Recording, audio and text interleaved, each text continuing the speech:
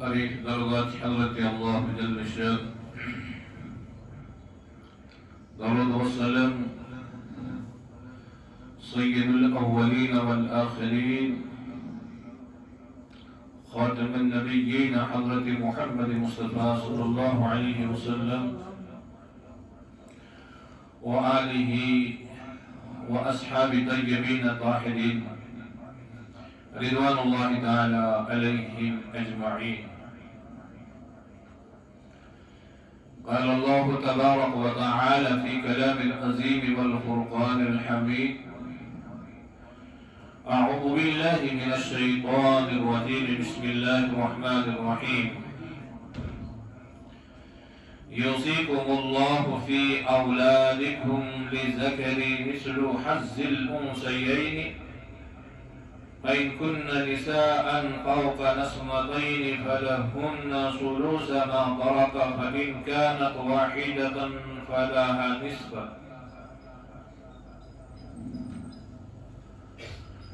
قرآن عظیم فرقان حمید حضرت اللہ جل شانہ سورہ نساء گزشتہ دو جمعہ سے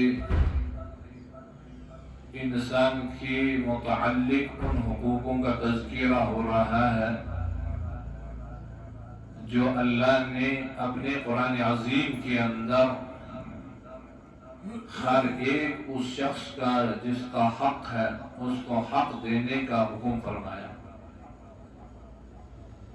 اور اس حقوق میں جو اکثر ہم سے کوتاہیاں ہو جاتی ہیں اور اکثر و بیشتر نہیں بلکہ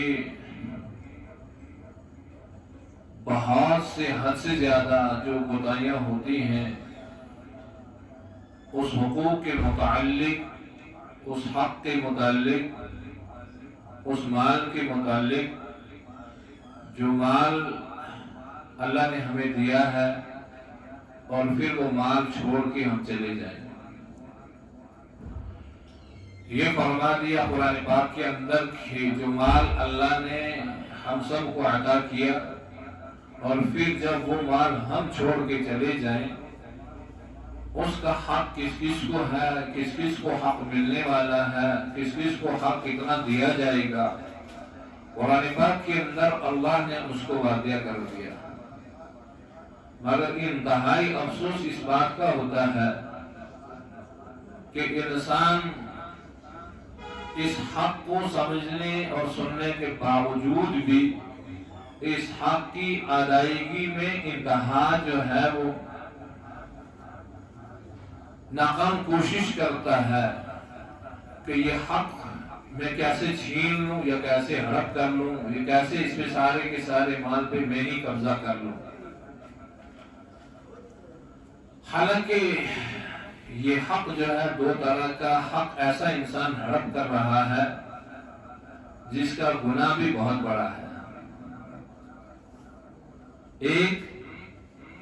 رشتہ ہونے کے ناطے حق ہڑپ کر رہا ہے انسان، چاہے وہ رشتہ ماں باپ کے ساتھ ہو، چاہے وہ رشتہ بہنوں کے ساتھ ہو، چاہے وہ رشتہ کسی اور کے ساتھ ہو جن کا حق قرآن پاک نے واضح کیا. یہ تو رشتہ ہونے کے ناطے انسان اس حق کو ہڑپ کر رہا ہے. اور دوسرا وہ حق ہے کہ یتیموں کا مال، جس کو ہم اکثر کہتے رہتے ہیں کہ بھئی یتیموں کا مال کو نہ کھایا جائے، یتیموں کے مال کو ضائع نہ کیا جائے، یتیموں کے مال کو ہڑپ نہ کیا جائے. مگر خود ہی انسان جو ہے لالچ میں اتنا گمراہ ہو چکا ہے کہ وہ خود ہی یتیموں کا مال بھی کھا رہا ہے اور پھر خود بھی دعویٰ کرتا ہے کہ یتیموں کا مال نہیں کھانا چاہیے.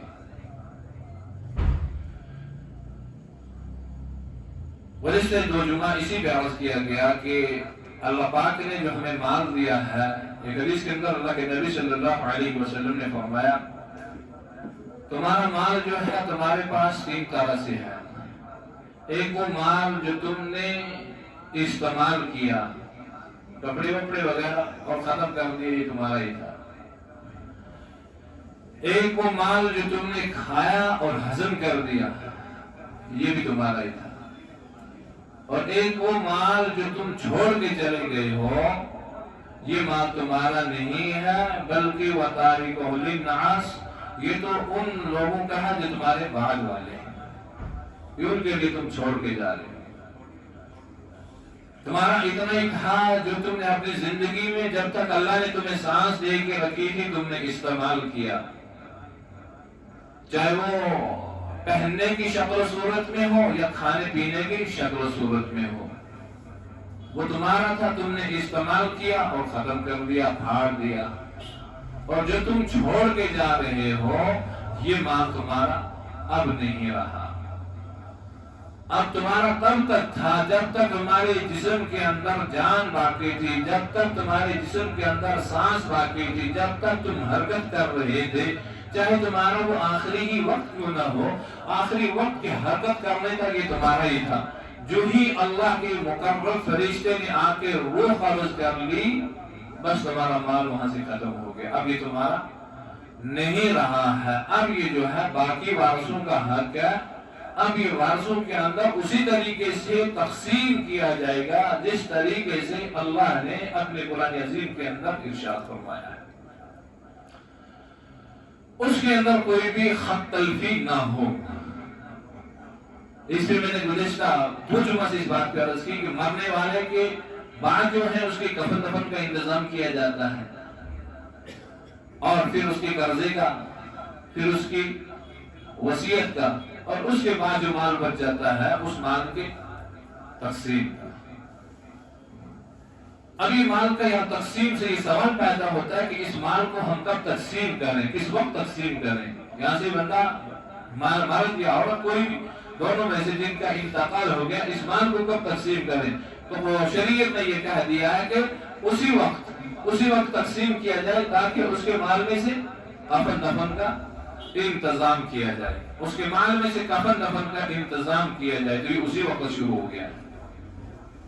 اور دوسرا حکم ساتھ ہی نازل ہو گیا ہے کہ اب دیکھو کہ اس پہ کوئی قرضہ تو نہیں ہے، تو یہ قرضہ کب دیکھا جائے گا، مہینے کے بعد، 2 سال کے بعد، 10 سال کے بعد، 4 سال کے بعد نہیں، یہ حکم فوراً آ گیا ہے کہ اب دیکھو کہ میت پہ کوئی قرضہ تو نہیں ہے، اس کی ادائیگی ہوگی، تو اسی کے مال میں سے اس کی ادائیگی کی جائے گی۔ اب اس مال میں سے اس کے کفن دفن کے انتظام کے بعد اس کا فوراً قرضہ۔ اور وصیت کے معاملے میں بڑی تاکید آئی ہے قرآن پاک کے اندر کہ جو میت وصیت کر کے چلا گیا ہو کہ میرے مال میں سے اتنا حصہ جو ہے، اتنا مال جو ہے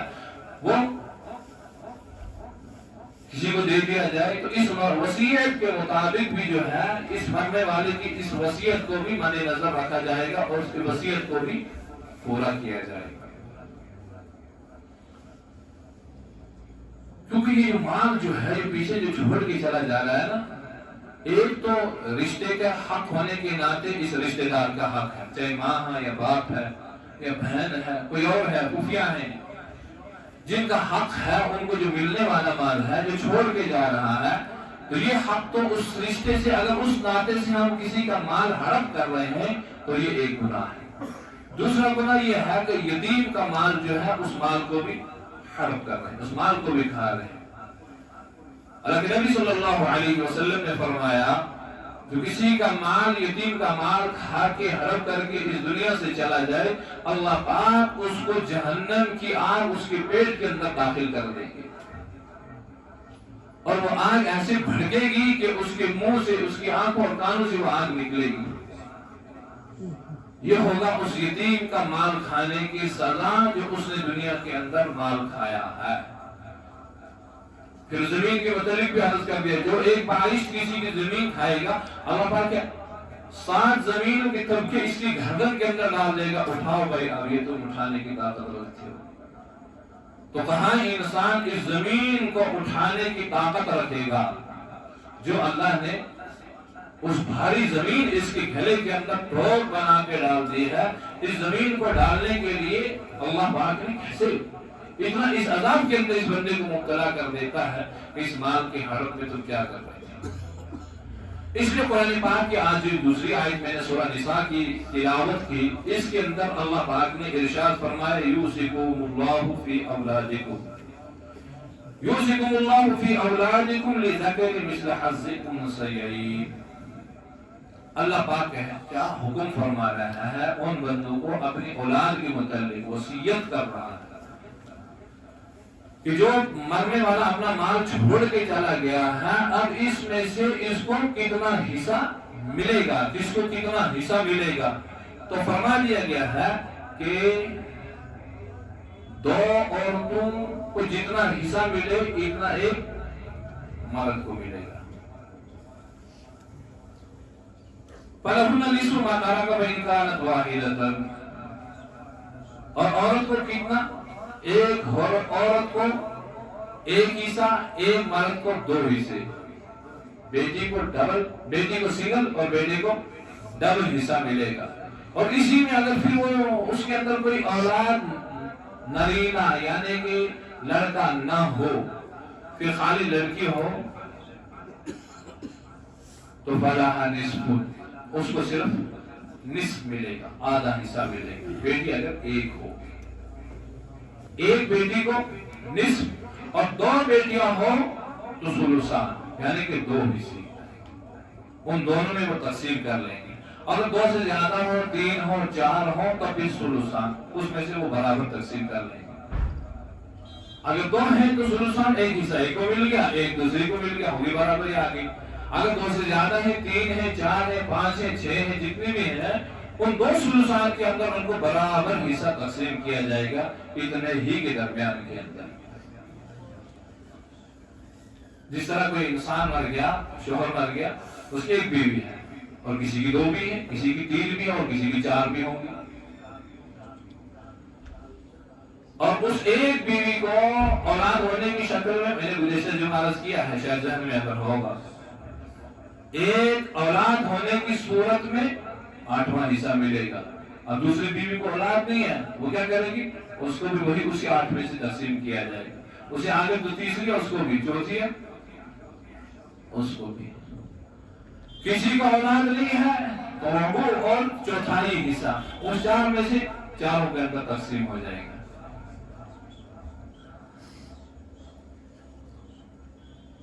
ان معاملات کے اندر قرآن پاک نے اس پہ بڑا واضح فرمایا ہے. حالانکہ جو حصے اللہ نے مقررہ کر کے رکھے ہیں کس کو کتنا ملنے والا ہے، قرآن پاک نے وہاں سے واضح کر دیا. کسی چیز کسی میں نہیں چھوڑا کہ کس کو کیسے دیا جائے گا. اگر ہم پہ چھوڑا ہوتا نا کس کو ملتا تو ہم تو اپنی مرضی کے مطابق جتنا ہمیں چاہتے ہم رکھ لیتے، جتنا چاہتے کسی کو دے دیتے. اس لیے قرآن پاک نے یہ سارا واضح کر دیا کہ نہیں بھائی، سارا کا سارا تیرا نہیں ہو سکتا ہے، سارا کا سارا والدین کا نہیں ہو سکتا ہے، سارا کا سارا اولاد میں سے جو بیٹے بیٹیاں ہیں، ایک بیٹا سارا لے کے نہیں چلا جائے گا، ایک بیٹی سارا لے کے نہیں چلی جائے گی. اس کے اندر جو ہے وہ پورا جو ہے شریعت اور اس کے مطابق جو ہے وہ تقسیم ہوگا. اب کبھی کبھی کچھ ایسے حصے بھی ہیں جو محروم رہ جاتے ہیں، حالانکہ دینا بہتر ہے ان کے لیے، مگر شریعت نے انہیں کوئی حصہ مقررہ نہیں کیا ہے. ان کا حصہ کوئی شریعت نے مقررہ نہیں کیا ہے، مگر دینے تو بہتر ہے. مثال بڑی سمجھنے کی مثال ہے. میرے خیال سے اکثر وہ لوگ جو اس میں زیادہ فیصلے کرنے والے ہوتے ہیں، چاہے وہ انتظامیہ کمیٹی ہو، وکلاء حضرات ہوں، کوئی بڑا اس لحاظ سے ہو، ان کو ان مسائلوں کو زیادہ غور کرنے کی ضرورت ہوتی ہے. کبھی اس طریقے کا مسئلہ آ جائے تو اکثر جاتے ہیں نا بھائی انتظامیہ کمیٹی کے پاس ہم جائیں، دیکھیں ہمارا یہ مسئلہ ہے، مکان کا جھگڑا چل رہا ہے، زمین کا، جائیداد کا، وغیرہ وغیرہ. اس کس طریقے سے مسئلے حل کر رہے ہیں. اگر خود پتہ نہیں ہے تو مفتی علی کرام سے رجوع کریں. اگر خود پتہ ہے، اس میں تھوڑا تجربہ ہے کہ کس کو کتنا حصہ ملنے والا ہے، وہ ٹھیک بات ہے، اچھی بات ہے.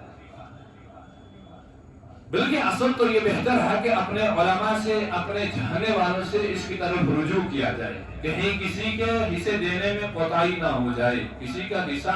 میں کمی پیشی نہ آ جائے، کسی کو ہم محروم نہ کر دیں. اس لیے کہ بعض جگہ جو ہے ایسا ہوتا ہے کہ محروم ہو جاتے ہیں اور دینا بہتر ہے. مثلا والد صاحب ابھی حیات ہے، اس کے 4 بیٹے ہیں. والد صاحب حیات ہے، 4 بیٹے ہیں. والد صاحب کی موجودگی میں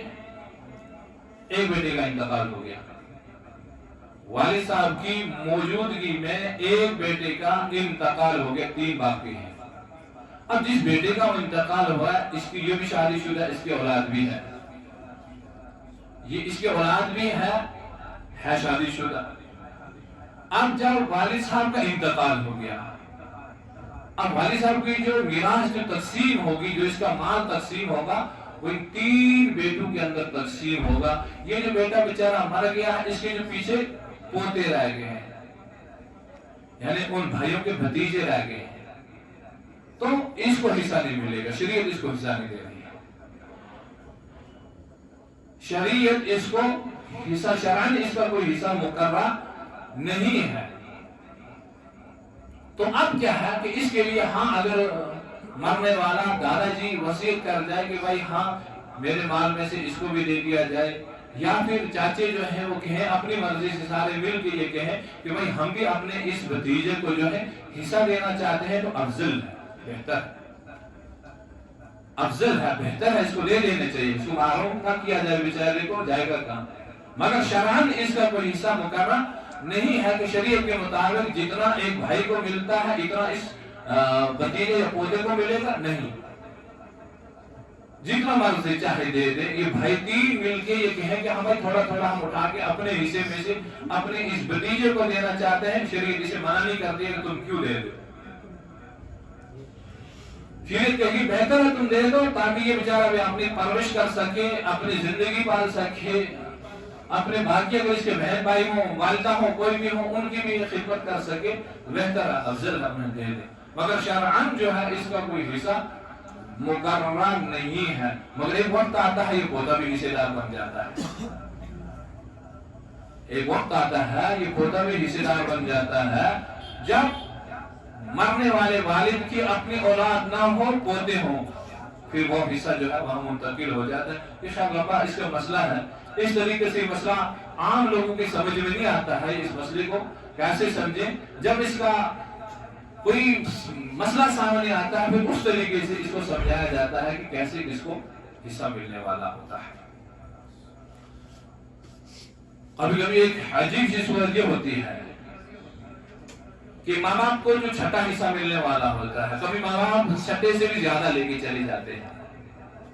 اس کی 3 حالتیں ہوتی ہیں، اور ایک حالت، حالانکہ ماں باپ جو ہے وہ کبھی محروم نہیں ہو سکتے حصے سے۔ بیٹا مر گیا، بیٹا اپنا کاروبار کر رہا ہے، اپنی بزنس چلا رہا ہے، اپنے دکان چلا رہا ہے، اپنی تجارت کر رہا ہے، جو بھی کر رہا ہے، اب اس بیچارے کا انتقال ہو گیا، اس کی اپنی اولاد بھی ہے، بیوی بھی ہے، اس کو بھی حصہ ملے گا، اپنی اولاد کو بھی حصہ ملے گا، مگر والدین کو بھی جائے گا پیچھے۔ جو والدین اس کے موجود ہیں، باپ ہے یا ماں ہے، دونوں میں سے کوئی ایک ہے، ان کو اس میں سے بھی حصہ ملے گا ضرور۔ اور قرآن پاک نے یہ کہا کہ اگر مرنے والے کے اولاد موجود ہے، مرنے والے کی اولاد موجود ہے، بیٹا بیٹی موجود ہے، یا ان سے 2 یا 2 سے زیادہ موجود ہے، تو وہ ماں باپ کو چھٹا حصہ ملے گا، 1/6 ان کو مل جائے گا، ماں باپ کی طرف منتقل ہو جائے گا۔ اور کبھی کبھی یہ ہوتا ہے کہ اولاد نہیں ہے، شوہر مر گیا، بیوی ہے، یا بیوی مر گئی، شوہر زندہ ہے، تب بھی ماں باپ کو پیچھے جائے گا حصہ، مگر اس حصے میں جو ہے ماں کو 1/3 مل جاتا ہے، باپ کو باقی سارا کا سارا باپ لے کے چلا جاتا ہے۔ اگر اس کے پیچھے بھائی ہیں، بھائی معلوم ہو جاتے ہیں۔ اور کبھی کبھی یہ ہوتا ہے کہ ماں کے حصے میں کمی کر دی جاتی ہے، ماں کے حصے میں کمی کر دی جاتی ہے۔ ایک انسان مر گیا ہے، اس کو اولاد بھی نہیں ہے، اولاد نہیں ہے، کوئی اولاد نہیں ہے، اکیلا، مگر یہاں سے بہن بھائی موجود ہیں، مگر ماں باپ ہیں پیچھے۔ مرنے والے کے بھائی موجود ہیں، بہنیں موجود ہیں، ماں باپ بھی موجود ہیں، مگر اولاد کوئی نہیں ہے۔ اب شریعت یہ کہہ رہی ہے، اللہ اکبر، شریعت یہ کہہ رہی ہے ان بہن بھائیوں کی موجودگی میں ہونے کی وجہ سے ماں کا حصہ کم ہو گیا، مگر ملے گا ضرور، ماں کا حصہ کم ہو جائے گا، یعنی 1/3 وہاں مل رہا تھا، وہاں سے اب چھٹا حصہ ماں کو ملے گا۔ یہاں سے اولاد بھی کوئی نہیں ہے، مگر بہن بھائی موجود ہیں، اور باپ جو ہے वो 5/6 बाकी सारा हिस्सा लेके चला जाएगा, भाइयों को मालूम कर देगा, भाइयों को मालूम कर देगा, भाइयों को तब भी कुछ नहीं मिलेगा और वो पीछे चले जाएगा मालूम। इस मामले के अंदर हर एक इंसान को बड़ी भारी बीनी से सोच के देखना चाहिए कि किसको कितना हिस्सा मिलने वाला है।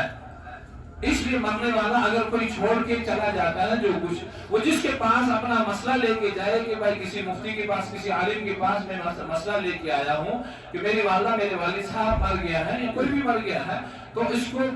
मेरी बहन है पीछे, इसको कितना हिस्सा मिलेगा, तो नहीं, बल्कि उसको सारे अपने रिश्तेदारों को सामने लेके चलना है। भाई ऊपर माँ बाप है, नीचे पोता पोती है या बेटी है, बहन भाई है, कौन है, सबका ये लिख के लेके जाना है कि कितने हैं, अब बताएं कि किसको कितना मिलने वाला है हिस्सा, उसको शरई तौर पे उसको इतना हिस्सा दिया जाए।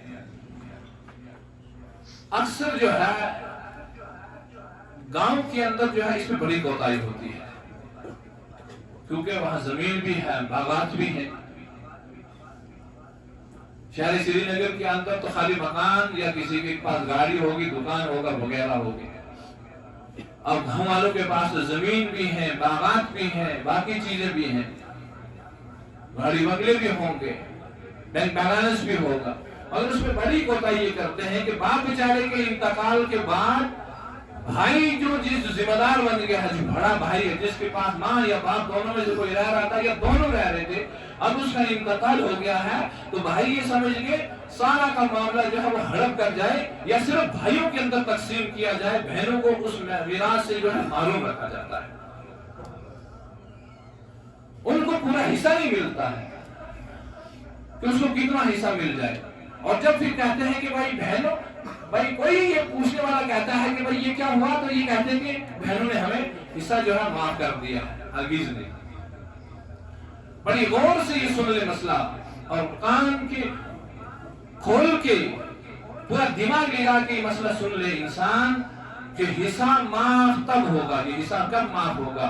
जब इस पूरे माल की मीरास, पूरा माल जो है जमा किया जाए। पूरा माल मैंने मेरे से जो अर्ज किया ना, एक पैनी ही क्यों ना चलते में हो, जेब में हो, या एक सुई क्यों ना हो, हत्ता कि मैयत के जिस्म पे लगे हुए कपड़े जो है, अक्सर हम क्या ना बस ये मैयत के जो कपड़े उतारे तो किसी को बेचारे मिस्कीन को, गरीब को दे दे, नहीं दे सकते आप, नहीं, बिल्कुल नहीं दे सकते। अगर यहाँ शहर श्रीनगर, मुझे तो नहीं पता है, कभी कभी सुनने में आता है, अल्लाह आलिम, आप लोग जानते होंगे इस मामले में कि अक्सर जो औरत किसी औरत को गुस्ल लेने के लिए आती है, वो देखती है शायद किसी की उंगली पे अंगूठी सोने की लगी हो, उतार के ले जाए, ऐसा या नहीं, वो आप लोगों को पता हो, बिल्कुल उसके लिए जायज, उसके लिए तो मुआवजा है, वो मुआवजा अलग से ले सकती है, हमें कितना लूंगी इसको गुस्ल देने के लिए। बेहतर तो ये था कि इंसान खुद ही गुस्ल दे, अपनी बेटी हो तो वो गुस्ल दे, अपना बेटा हो तो अपने वालिद को, अपने भाई को वो गुस्ल दे, सबसे अफजल और बेहतर तो वही था। अब तो उसमें तो हम शर्म महसूस कर रहे हैं, गुस्ल देंगे तो न जाने कौन सा ताना लग जाएगा, कब्र खोलेंगे तो न जाने कौन सा ताना लग जाएगा। इन ताने और इन अल्फाजों की वजह से हमने दीन को बहुत कमजोर कर दिया है। वरना अफजल तो ये था कि बेटा खुद अपने वालिद को गुस्ल देता, इसलिए कि अल्लाह न करे कि उसके अंदर अगर कोई ऐब भी नजर आता तो बेटा ये कभी ना कहता कि मैं अपने वालिद को गुस्ल दिया था, उसके अंदर ऐसे ऐसे मैंने ऐब देखे हैं। आम इंसान गुस्ल लेगा तो गुस्ल देने के बाद 4, 2, 1 आदमियों से जरूर जाके वो कहेगा मैंने गुस्ल दिया, न जाने उसकी हालत कैसी थी। इसी तरह वालदा का, इसी तरह भाई का, अगर भाई हो, कोई ऐसा भाई खड़ा हो जाए, मैं अपने भाई को खुद गुस्ल दूंगा, क्यों? आज तक मैं खुद गुस्ल अपने आप को खुद गुस्ल करता था, तो इसको गुस्ल देने में मुझे कौन सी मुश्किल आ रही है, कौन सी बराबरी मारी है? अब यह है कि इसके जिस्म के साथ जो कपड़े लगे हैं, इन कपड़ों को जो उतारा जाएगा तो इसको भी जमा करने के बाद मीरास में ही कितना माल है, इसको जमा करने के बाद ही इसको तकसीम किया जाएगा। भाई ये इसके कपड़े हैं, ये इसके जूते हैं, काबिल-कार जूते ये पहन रहे हैं, इसके ये जूते हैं, इसके ये अंगूठियां हैं, इसका कोई भी जेवरात, जो भी चीज हो, सब माल को इकट्ठा किया जाएगा। ये इसकी जमीन है, ये इसका बाग है, ये इसका मकान है। तो ये मैं अर्ज कर रहा था कि والد کے انتقال کے بعد، بلکہ والد کو تو اگر اپنی زندگی میں یہ وصیت کر کے چلا جائے یا اپنی زندگی میں یہ اپنے حصے تقسیم کر کے چلا جائے کہ جس طرح قرآن پاک کا حکم ہے میں اپنی زندگی میں دے کے چلا جاتا ہوں، مگر اس میں ایک چیز کا خیال ضرور رکھے والدین، اس میں ایک چیز کا ضرور خیال رکھیں کہ سارا کا سارا حصہ تقسیم کر کے نہ جائیں، بلکہ اپنے اور اپنی زوجہ کے لیے، اپنی بیوی کے لیے حصہ ضرور رکھے جائیں، کیونکہ آج کل کا دور آپ نے دیکھا ہے عجیب غریب اولاد ہے کہ اگر ماں باپ سارا کا سارا اولاد میں تقسیم کر دیں گے نا تو وہ اولاد ہی چھوڑ کے بھاگ جائے گی۔ کتنے بیچارے جو ہیں وہ اولڈ ہوموں میں پڑے ہیں جن کو کوئی پوچھنے والا بھی نہیں ہے، ان کو کوئی دیکھنے والا بھی نہیں ہے۔ تو ایسا بھی نہ ہو کہ سارا کا سارا مال جو ہے وہ اولاد میں اپنی موجودگی میں تقسیم کرا کے چلے جائیں، خود معلوم ہو جائیں، اور جب ان کی حالت بیماری یا کسی اور حالت میں پہنچ جائیں جہاں ان کی دیکھ بھال کرنے کی ضرورت ہو تو یہ بیٹے بھی چھوڑ کے ان کا ساتھ چلے جائیں تو بڑا مشکل وقت ہے۔ اس لیے کہ سارا کا سارا بھی اپنی موجودگی بھی تقسیم نہ کریں، جتنا چاہے اپنے لیے رکھ لیں، جتنا چاہے اپنی بیوی کے لیے رکھ لیں، اور جتنا چاہے اپنی موجودگی میں اپنی اولاد کے اندر جو ہے وہ تقسیم کر کے چلے جائیں۔ اور یہ ہے کہ مرنے کے بعد اگر بیچارے نے کوئی وصیت بھی نہیں کی یا کوئی چلا گیا، اچانک کسی کی موت ہو جاتی ہے، اچانک واقع ہو گیا، پیچھے مال چھوڑا ہے، والد صاحب ہے، والدہ ہے، تو بڑی اولاد جو ان پہ ذمہ داری بنتی ہے وہ ان کو اپنی بہن بھائیوں کو سب کو اکٹھا کر کے جمع کر کے رکھے کہ بھائی ہماری والدہ ہمارے والد صاحب انتقال کر چکے ہیں، میرا حصہ اتنا ہے، یعنی بھائی بڑے ہونے کی ذمہ دار کی ناطے دوسرے بھائی کا اتنا، اس بہن کا اتنا ہے، امی جان کا اتنا ہے، یہ اتنا ہے، یہ اتنا ہے، اتنا سب کو یہ حصہ مل رہا ہے۔ مگر اس میں بڑی کوتاہی ہوتی ہے، اس میں بڑے بڑے اچھے متقی اور پرہیزگار جو لوگ ہیں نا وہ بھی اس کو نہیں سمجھ پا رہے ہیں، اس مال کو خود ہی ہڑپ کر کے بیٹھ جاتے ہیں، یتیموں کا مال ہو یا اپنے اس رشتہ دار کا مال ہو۔ میں نے اس میں پہلے بھی عرض کی ہے، حتیٰ کہ جو ہم اس کے میت کے مرنے والے عیسیٰ علیہ السلام کے لیے بھی جو کچھ کریں گے نا اس کے مال میں سے کچھ نہیں کر سکتے ہیں، اگر کریں گے تو اس مرنے والے کو کوئی ثواب نہیں ہوگا، یاد رکھنا چاہیے جب تک کہ وہ سارا کا سارا مال تقسیم نہ ہو جائے، جب تک کہ وہ سارا کا سارا مال تقسیم نہ ہو جائے۔ اگر اس میں نابالغ بچے ہیں ان کا بھی خیال رکھا جائے گا، اور کوئی سفر میں ہے، مثال ہے یہ بہت سارے ایسے آج کل کے دور، اس دور کے اندر جو ہے والد صاحب یہاں رہ رہے ہیں، اس کے ساتھ ایک بیٹا، دو بیٹا یا یہاں رہ رہے ہیں، دوسرے بیٹے جو ہیں آؤٹ آف کنٹری باہر کسی ملک میں اپنی زندگی بسر رہے ہیں، تجارت کے لحاظ سے کسی اور لحاظ سے۔ اب یہ نہیں ہے کہ بیچارہ باہر سعودی عرب میں رہ رہا ہے اور والد یہاں رہ رہے، وہ بیچارہ وہاں ہے، یہ یہاں ہے، اس کا حصہ ختم ہو گیا، نہیں ختم ہوا ہے، نہیں حصہ ختم ہوا ہے، اس کا حصہ لینا پڑے گا، وہ جہاں بھی ہے اس کو حصہ برابر ملے گا، جتنا یہاں کے بیٹے کو مل رہا ہے اتنا اس کو ملے گا۔ اب اس کی اجازت کے بغیر یہ چاہے کہ بھئی ہم یہ مسجد کو دے دیتے ہیں، کسی مدرسے کو دیتے ہیں، کسی اور دینی ادارے کو دے دیتے ہیں، نہیں دے سکتے ہو، اور اس سے کوئی فائدہ نہیں ہوگا، کیونکہ یہ مال میراث ہے، دوسروں کا حق ہے، اور دوسروں کا حق دینا ایسے ہی ہے جیسے کہ وہاں سے انسان کوئی چوری کر کے جائے، اچانک کسی دکان کے اندر کسی جگہ داخل ہو کے چوری کا مال لے کے آیا، وہ کہے کہ میں مسجد کو دوں، کوئی ثواب ملے گا؟ چوری کا مال چور چرا کے لائے اور یہ کہے کہ ابھی میں چوری کے مال کو اپنے والدین کے ایصال ثواب کے لیے چائے پلا رہا ہوں، اب اس ایصال ثواب کے لیے مسجد کو دے رہا ہوں، اس ایصال ثواب کے لیے مدرسے کو دے رہا ہوں، ہرگز نہیں دے سکتا ہے۔ جیسے وہ چوری کا مال ہے اسی طرح یہ دوسرے کا حق ہے، یہ حق جو ہے جب تک اس حقدار کو نہ مل جائے تب تک اس مال کو نہیں دے سکتے ہو۔ بہت کم ان مسائل پہ بات ہوتی ہے اور بہت کم ان مسئلوں کو انسان یہ سوچتا ہے کہ یہ حقدار کو اپنا حق ملنا ہی چاہیے۔ اور یہ ہے کہ ہم کبھی، میں نے یہ عرض کیا کہ کہتے ہیں بہن نے معاف کر دیا، دوسرے نے معاف کر دیا، نہیں، اب یہ مال جو ہے، مال جمع کرنے کے باوجود اس مال کی اتنی تعداد بنتی ہے اور یہ بہن کو حوالے کر دے، بہن یہ تمہارا حصہ اتنا بن رہا ہے، یہ تمہارا اتنا حصہ تھا جو ہمارے والد صاحب جو اپنا مال چھوڑ کے چلے گئے یا ہماری والدہ صاحب اس مال کے چھوڑ کے چلی گئی ہے، اس میں سے تمہارا اتنا حصہ تھا، زمین کا یہ ٹکڑا تھا اور مکان کا یہ حصہ تھا، برتن یہ تھے، کپڑے یہ تھے، بستر یہ تھے، جوتے یہ تھے، جو بھی کچھ تھا اس کا، زیورات یہ تھے، بینک بیلنس یہ تھا، آپ کا اتنا حصہ بنتا ہے، یہ آپ لے لو۔ اس کے بعد اگر بہن کہے ہاتھ میں لینے کے بعد اپنا قبضہ جمانے کے بعد تب کہے کہ اب میں یہ واپس کرتی ہوں، تب کہیں گے معاف ہو گیا، تب کہیں گے معاف ہو گیا۔ ایسا کبھی ہوا ہے؟ ایسا کبھی نہیں ہوتا ہے۔ کیوں نہیں کہتے بہن نے معاف کر دیا؟ کیسے معاف کر دیا؟ وہ تو بیچاری ڈر کے مارے معاف کر رہی ہے، اس لیے کہ بھائی مجھے کل آنے نہیں دے گا، کل بھائی میرا رشتہ الگ کر دے گا، رشتہ ہی کاٹ دے گا، اس لیے کہ اس نے مجھ سے حصہ کیوں مانگ لیا، میں اس کو کچھ نہیں دوں گا۔ وہ تو اس ڈر کے مارے بیچارے سے کہہ دیا کہ میں آپ کو حصہ نہیں دوں گی، ورنہ تو شریعت کا یہ حکم تھا کہ پہلے اس کے حوالے کیا جائے، اس کو اس پہ قبضہ کرایا جائے کہ اب یہ تیرا مال ہے، اب تم چاہے۔ یہ بھی کبھی سوچا ہے کہ بھائی نے بھی کبھی سوچا ہے کہ میں اپنا مال جو ہے بہن کو معاف کرتا ہوں؟ ارے تم تو بھائی ہو، تم تو بڑے دل والے ہو، اگر تم بھی چاہو کہ ٹھیک ہے مجھے اتنا حصہ مل رہا ہے، میں سارا حصہ بہن کو دے رہا ہوں، اس کو معاف کر رہا ہوں، کیا کبھی ایسے سوچا؟ صرف یہ کہتے ہیں کہ بہن نے معاف کر دیا، بھائی نے کبھی نہیں معاف کیا۔